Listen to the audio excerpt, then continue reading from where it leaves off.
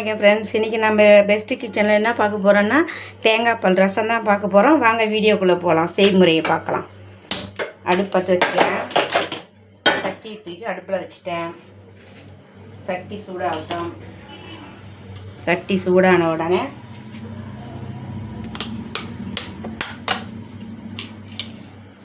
தேங்காய் எண்ணெய் ஊற்றிக்கிறேன்.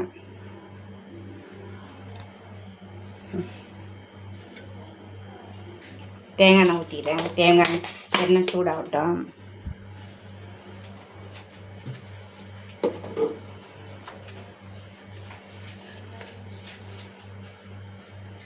எண்ணெய் சூடாகிட்டு ஒரு வத்தலை கிள்ளி வச்சுருக்கேன்.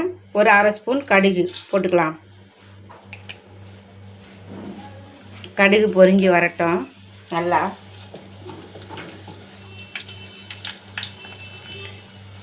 இதில் பூண்டு, கருவேப்பிலை, கொத்தமல்லி, பச்சை மிளகா நான் இதை தட்டி வச்சுருக்கேன். 2 பச்சை மிளகா கீறி வச்சுருக்கேன். கருவேப்பிலை கீறி வச்சுருக்கேன். இப்போது அடுப்பை சிம்மில் வச்சுட்டு இப்போ இதை நம்ம போட்டுக்கலாம். போட்டு நல்லா பச்சை வாசனை போகிற வரைக்கும் இப்போ நம்ம கிண்டி இதை நல்லா வதக்கி விடலாம். இதுக்கு புளியெல்லாம் கிடையாது, வெறும் எலுமிச்சம்பழம் மட்டும்தான். தேங்காய் எண்ணெய் ஊற்றி தான் இதுக்கு தாளிக்கணும். கொஞ்சம் ஹை ஃப்ளேமில் வச்சுக்கலாம் லைட்டாக.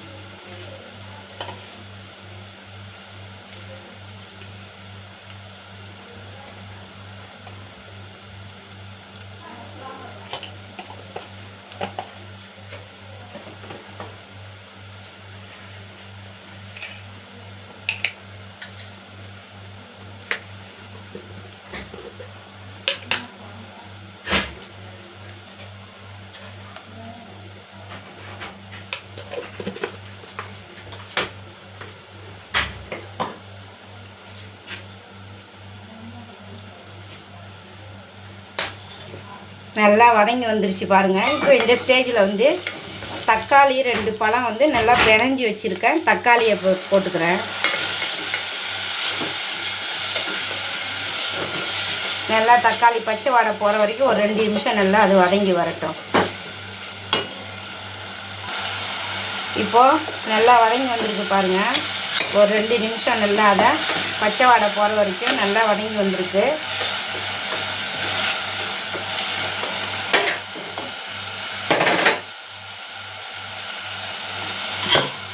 இதில் 1 ஸ்பூனு சீரகத்தூள், 1.5 ஸ்பூன் மிளகு இடித்து வச்சுருக்கேன். மஞ்சத்தூள் ஒரு ஸ்பூனு. மிளகு சீரகம் இடிக்க முடியல, அதனால் இதை இடிச்சிட்டேன். இதையும் போட்டுக்கலாம். போட்டு நல்லா அதை வதக்கி விடுவோம்.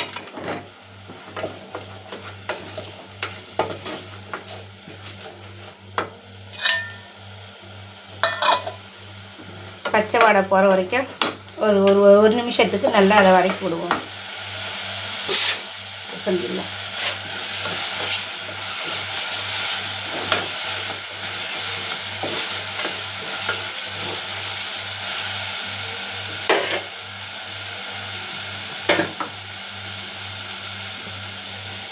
இதில் ரெண்டாவது பால்,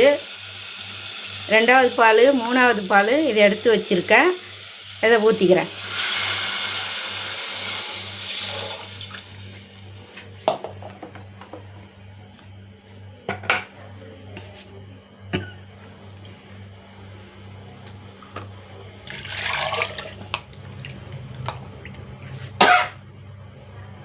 கொஞ்சம் தண்ணி ஊற்றிக்கலாம்.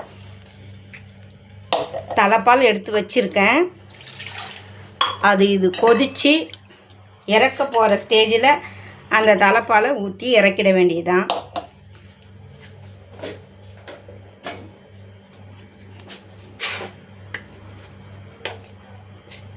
தேவையான அளவு உப்பு போட்டுறேன். கடைசியாக தான் போடணும். நான் மறந்துடுறேன். அதனால்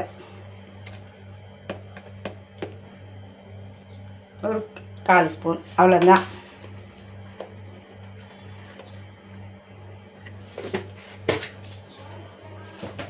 எனக்கு ஞாபக மறதி அதிகமாக இருக்குது, அதனால் நான் மறந்துடுறேன் டக்கு டக்குன்னு. இப்போ நல்லா மிக்ஸ் பண்ணி மூடியை போடுவோம்.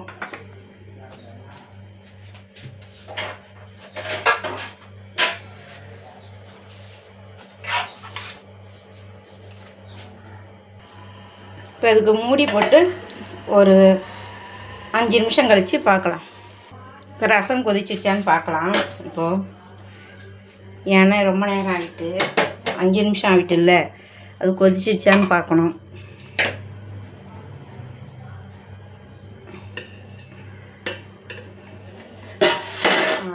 நல்லா கொதிச்சு வருது பாருங்கள்.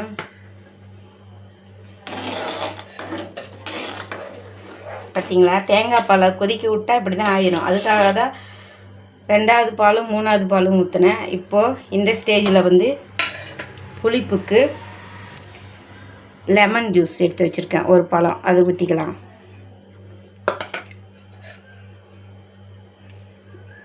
கருவேப்பிலை, கொத்தமல்லி அதையும் தூவிக்கலாம். அதில்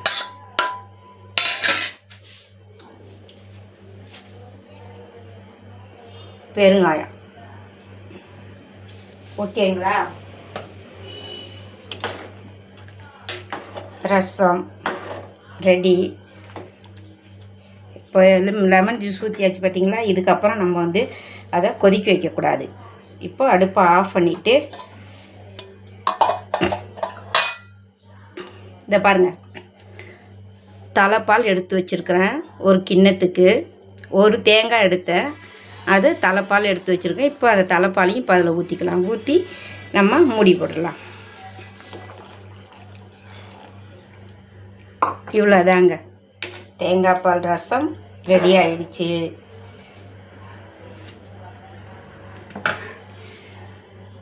இல்லை, தேங்காய் பால் ரசம் இப்படி தான். உங்களுக்கு பிடிச்சிருந்துச்சுன்னா நீங்களும் ட்ரை பண்ணி பார்த்து எப்படி இருக்குதுன்னு சோறு சூடாக வடித்து அதில் போட்டு சாப்பிடுங்க. செம்மையாக இருக்கும். சாப்பிட்டு பார்த்துட்டு எனக்கு கமெண்டில் சொல்லுங்கள். நெக்ஸ்ட் ஒரு வீடியோவில் பார்க்குறேன். அஸ்ஸலாமு அலைக்கும் ஃப்ரெண்ட்ஸ். நம்ம இப்போ முட்டை ஆம்லேட் தான் பார்க்க போகிறோம். இப்போது தோசைக்கல் அடுப்பில் வச்சுருக்கேன். அடுப்பு பற்ற வச்சுக்கலாம். அடுப்பு பற்ற வச்சுக்கிறேன். அடுப்பு பற்ற வச்சு சட்டி சூடாகட்டும். சட்டி சூடான உடனே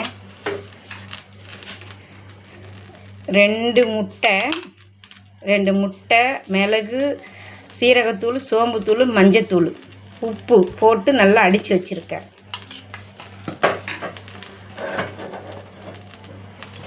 அதில் எண்ணெயை ஊற்றிக்கலாம் தோசைக்கல் மேலே. நான் இப்படி தாங்க தோசைக்கல்லில் தாங்க போடுவேன் முட்டை ஆம்லேட்லாம். அப்போ தான் நல்லாயிருக்கும்.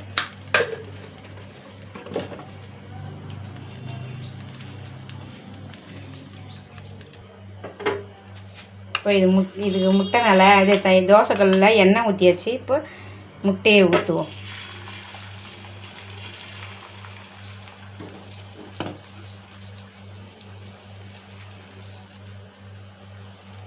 இப்போ இது இப்படி முட்டையை அப்படி பரத்தி விட்டுட்டு இதுக்கு மேலே ஒரு 2 வெங்காயம் வெட்டி வச்சுருக்கேன். அதையும் பொடிசாக அதையும் அதுக்கு தூவிடுவோம். அதுக்கு மேலே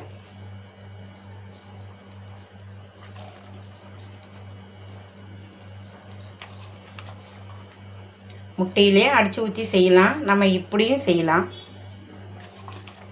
நான் என்னுடைய ஸ்டைலில் இப்படி செய்கிறேன்.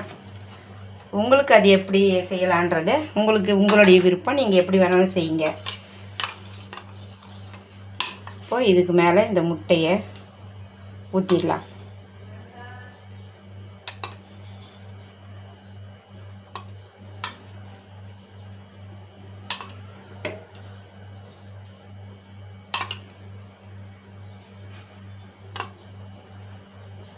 இந்த மாதிரி ஊற்றி செய்யும்போது அது ஒரு தனி டேஸ்ட்டாக இருக்கும். நீங்களும் இதை ட்ரை பண்ணி பாருங்கள். சரிங்களா? என்னுடைய ஸ்டைலில் முட்டை ஆம்லேட்டு இப்படி ஊற்றிருக்கேன். உங்களுக்கு பிடிச்சிருந்துச்சுன்னா நீங்களும் இதே மாதிரி செஞ்சு ட்ரை பண்ணி பாருங்கள். என்னுடைய ஸ்டைலில் இப்படி போட்டிருக்கேன். உங்களுடைய ஸ்டைலில் எப்படி போட்டு சாப்பிட்றீங்கன்றதை எனக்கு கமெண்டில் சொல்லுங்கள். இப்படி போட்டு சாப்பிட்டேன், டேஸ்ட்டாக இருந்துச்சு அப்படின்றதையும் சொல்லுங்கள் எனக்கு. இப்போ இதுக்கு மேலே எண்ணெயை ஊற்றிக்கிறேன். நம்ம அதை பிரட்டி போடுவோம்ல, அதுக்கு மேலே எண்ணெய் இருந்தால் தான் பிரட்டி போட்டால் அது நல்லா உள்ளே கூடி வெந்து வரும். வெந்து வரட்டும், பார்க்கலாம். இப்போ இதுக்கு மேலே வந்து லைட்டாக இப்போது பெருங்காயத்தூள் தூவிக்கலாங்க. ஏன்னா முட்டைக்கு வந்து பெருங்காயத்தூள் போடணும். நான் முன்னாடி இதை போட மறந்துட்டேன். அதான் இப்போ திருப்பி போடுற ஸ்டேஜுக்கு வந்துருச்சுல்ல, அதனால் இப்போ பெருங்காயத்தை போட்டேன். அதுக்கு மேலே கஸ்தூரி மேத்தி எடுத்து வச்சுருக்கேன். இப்போ அதையும் தூவிக்கலாம். முட்டை ஆம்லேட்டுக்கு போடலாமான்னு கேட்காதீங்க, போடலாம். நீங்களும் இதை செஞ்சு சாப்பிட்டு பார்த்துட்டு எனக்கு கமெண்ட்டில் சொல்லுங்கள். கொஞ்சம் அடி பிடிச்சிருச்சு.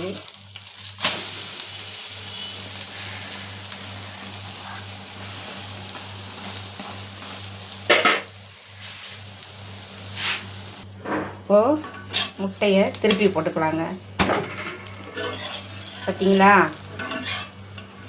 எப்படி வந்திருக்கு பார்த்தீங்களா?